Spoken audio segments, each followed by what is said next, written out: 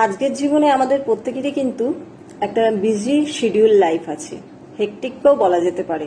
খুবই ব্যস্ত থাকি আমরা, কাজের প্রেশার কিন্তু আমাদের প্রত্যেকেরই খুব বেশি।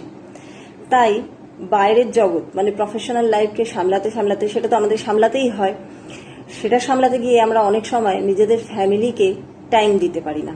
ফ্যামিলি মেম্বারদের আমরা না চাইলেও কোনো কোনো সময় ইগনোর করে ফেলি, তাদের সাথে টাইম স্পেন্ড করতে পারি না।